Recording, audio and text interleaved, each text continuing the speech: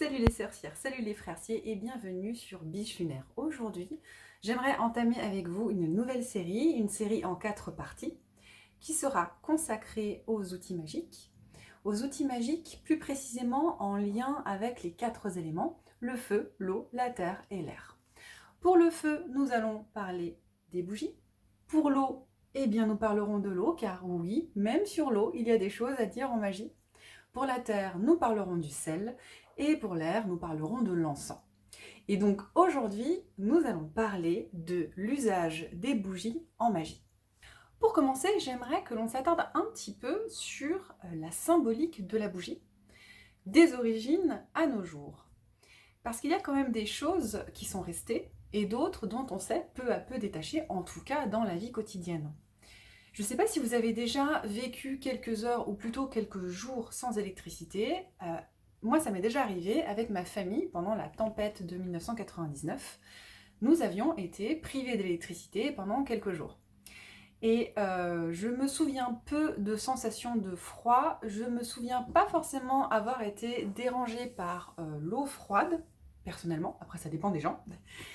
Mais par contre, je me souviens très bien des soirées éclairées par la bougie, parce que c'est quelque chose dont on a peu conscience, mais dès lors que la nuit tombe, quand il n'y a plus d'électricité, que la rue n'est plus éclairée, qu'il n'y a plus de lumière aux fenêtres des voisins, et que chez vous, vous avez uniquement la lueur de quelques bougies, eh bien vous prenez vraiment conscience de ce qu'est la nuit, et vous prenez aussi vraiment conscience de ce qu'a pu être la vie des anciennes générations, de ceux qui nous ont précédés. Et même si on y réfléchit, à l'échelle de la vie humaine, ou à l'échelle plutôt de l'existence humaine, l'être humain a passé plus de temps éclairé le soir à la lueur des bougies que éclairé avec l'électricité. Et à ce moment-là, on prend vraiment conscience de la symbolique de la bougie. Parce que la bougie, qu'est-ce que c'est ? La bougie, c'est bien sûr la flamme, le feu. Le feu, c'est celui qui réchauffe, qui éclaire, qui permet de cuire les aliments, qui permet également aux gens de se réunir autour de lui.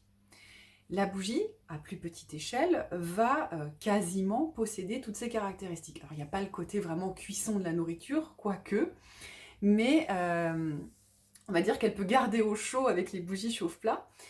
Mais la bougie, c'est effectivement avant tout la lumière, un peu la chaleur, et aussi quand même cette notion de partage, de moments passés ensemble. Parce que même de nos jours, la bougie a gardé le côté lumière tamisée, réconfortante. Dès qu'on parle d'une ambiance cocooning, réconfortante, on a l'image de la bougie qui vient quasiment tout de suite. Et même lors des repas actuels festifs, on a tendance à encore allumer des bougies, placer des bougies au centre de la table. Et évidemment, elle a quand même sa fonction de lumière, même si maintenant, on compte plutôt sur l'éclairage public et l'électricité. Pourquoi je vous dis tout ça ? Eh bien, surtout pour nous rendre compte de la symbolique de la bougie. Si on pense à certaines expressions comme sa flamme s'est éteinte, rallumer la flamme, on prend conscience aussi de tout ça. Parce que la bougie qui permettait pendant des générations d'avoir de la lumière une fois la nuit tombée, forcément symbolise la vie. Sa flamme s'est éteinte, symbolise la fin de la vie, symbolise la mort. Rallumer la flamme, c'est raviver le feu de la passion et donner une nouvelle vie, une seconde chance. Donc rien qu'au niveau de l'imaginaire collectif, on voit tout ce qu'on peut mettre encore derrière la flamme d'une bougie. En magie, la bougie va symboliser un petit peu tout ça. La bougie va symboliser l'idée de vie et de mort, l'idée de possibilité d'ouverture de l'autre monde, le monde de la magie, le monde des esprits.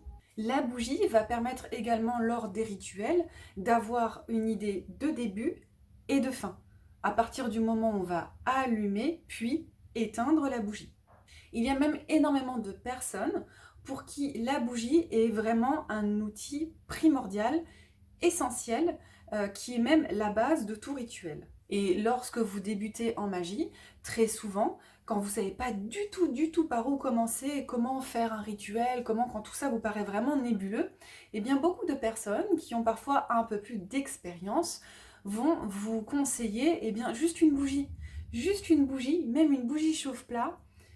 Vous allumez cette bougie, quelque chose se passe. Allumer une bougie, c'est allumer le champ des possibles en magie. C'est démarrer quelque chose.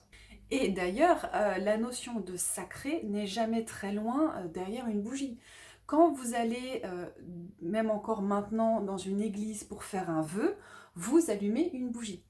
La bougie rend possible ce qui n'est pas encore là.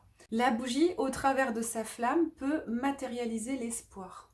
Et bien sûr, lors de vos rituels, si vous êtes attaché aux éléments, à l'usage des éléments ou à la magie en lien avec les éléments, comme c'est le cas d'énormément de pratiquants, j'oserais même dire la majorité des pratiquants, même s'il y a toujours des exceptions, eh bien la bougie est l'outil primordial pour symboliser l'élément feu.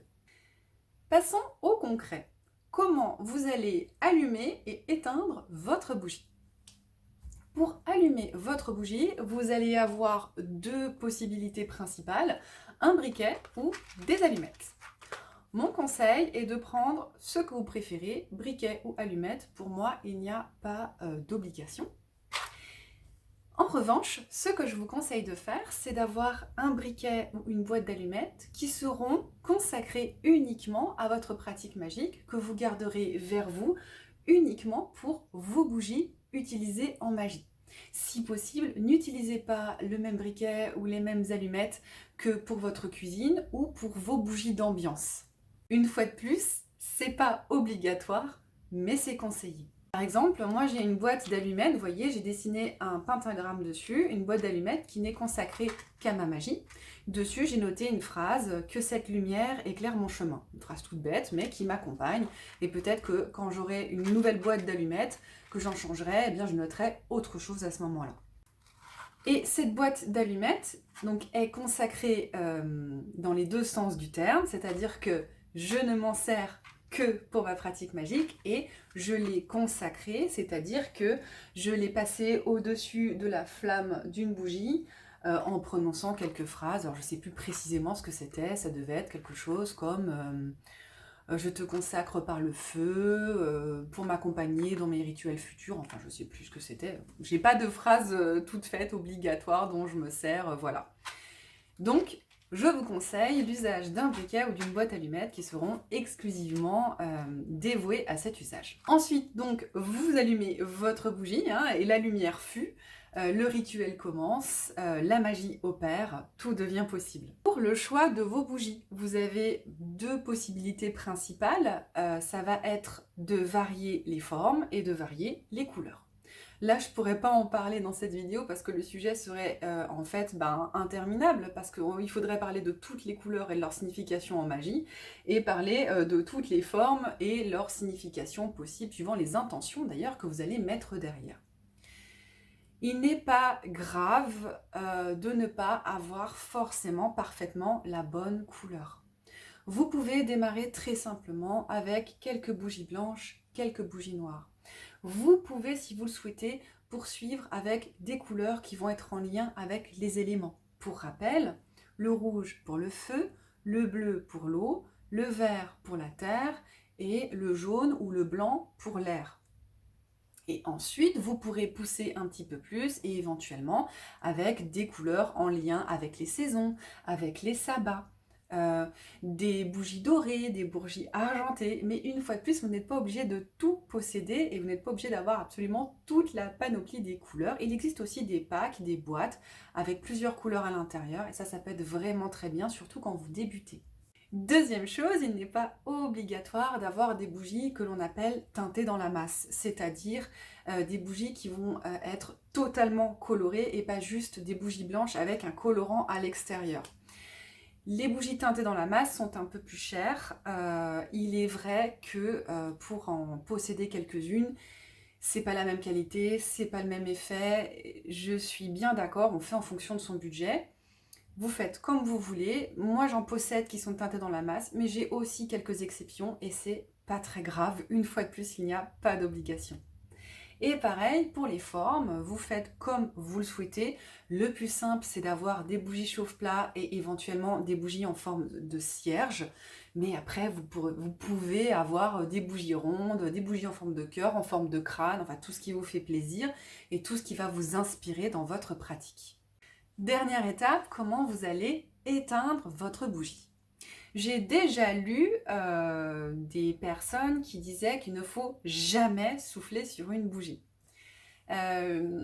Personnellement, je ne suis pas tout à fait d'accord parce que moi j'aime bien souffler sur les bougies dans certains cas précis, notamment lors de rituels de bannissement ou lorsque je souhaite donc chasser quelque chose ou mettre fin à quelque chose.